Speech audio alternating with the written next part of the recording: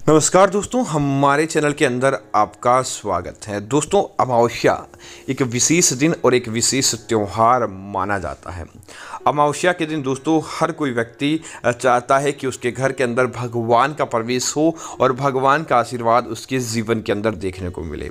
लेकिन दोस्तों, अगर आप किसी प्रकार का उपाय नहीं करते, किसी प्रकार का कोई भी औचित्यपूर्ण व्यवहार नहीं करते, तो दोस्तों आपको इस बात का जरूर ध्यान रखना चाहिए कि आपको अमावस्या के दिन इस प्रकार के काम भी नहीं करने चाहिए जिससे धन की देवी आपसे प्रसन्न होने की बजाय आपसे नाराज हो जाए और घर के अंदर कंगाली देखने को मिले।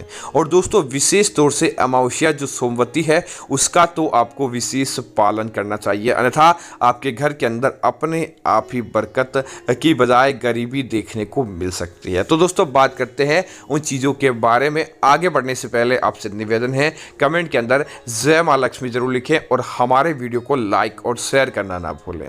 दोस्तों, सबसे पहला दोस्तों, जो महिलाएं अमावस्या के दिन भी देर सुबह तक सोती रहती है, अमावस्या के दिन भी घर की साफ सफाई नहीं रखती, अमावस्या के दिन भी घर के अंदर गंदगी का अंबार लगा रहता है, ऐसी महिलाओं के घर के अंदर भूल कर भी बरकत देखने को नहीं मिलती, बल्कि माँ लक्ष्मी ऐसे घरों के द्वार से ही बाहर लौट जाती है। ऐसे घरों के अंदर कभी भी लक्ष्मी प्रवेश नहीं करती है।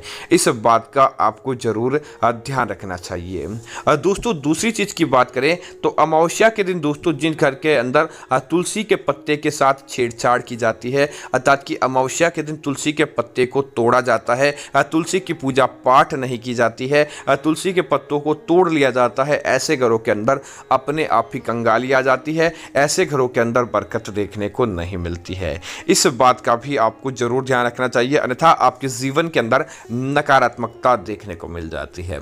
इसी तरह अमावस्या के दिन दोस्तों महिलाओं को बाल नहीं धोना चाहिए, तो इस बात का भी जरूर ध्यान रखना चाहिए कि अमावस्या के दिन दाढ़ी, नाखून, बाल आदि कटवाना भी निषिद्ध माना जाता है।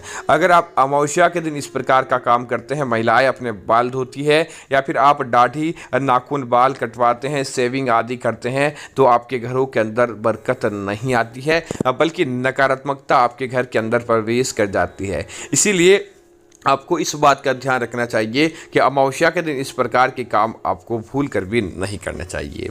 इसी तरह अमावस्या के दिन आपको लोहे की चीज़ें खरीदने से बचना चाहिए, बल्कि आप अमावस्या के दिन लोहे की चीज़ खरीद कर दान कर दीजिए। लेकिन अमावस्या के दिन अगर आप लोहे की चीज़ खरीदते हैं तो ऐसे घरों के अंदर बरकत देखने को मिल जाती है और अपने आप ही बरकत बाहर चली जाती है, बरकत वहाँ नहीं रहती है। इसीलिए इस बात का ध्यान रखिए, कभी भी अमावस्या के दिन आपको लोहे की चीज़ खरीदनी नहीं चाहिए, बल्कि जितना ज़्यादा हो सके आपको दान देना चाहिए।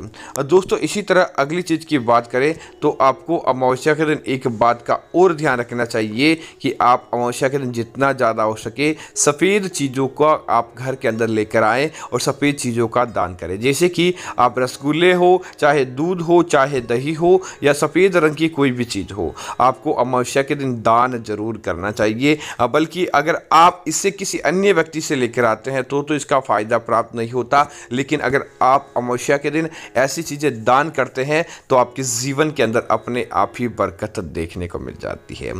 दोस्तों, इसी तरह अमावस्या के दिन इस बात का ध्यान रखें, भूल कर भी रात्रि के समय या संध्या काल होने के बाद आप झाड़ू नहीं लगाएं।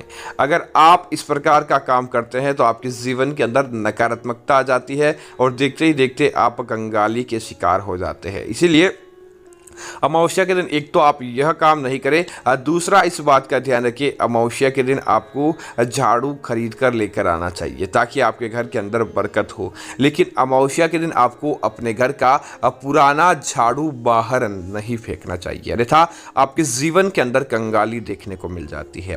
इसी तरह दोस्तों, अमावस्या के दिन जब संध्या काल हो जाए उसके बाद इस बात का ध्यान रखें रात्रि को जूठे बर्तन नहीं छोड़े। अमावस्या के दिन आप संध्या काल होने के बाद झाड़ू पोछा आदि नहीं करें। अमावस्या के दिन संध्या काल होने के बाद सफ़ेद चीज़ों का दान करना भी बंद कर दें, अन्यथा आपके जीवन के अंदर सकारात्मकता आने के बजाय नकारात्मकता आ जाती है और धीरे धीरे वह नकारात्मकता आपके घर परिवार पर हावी हो जाती है।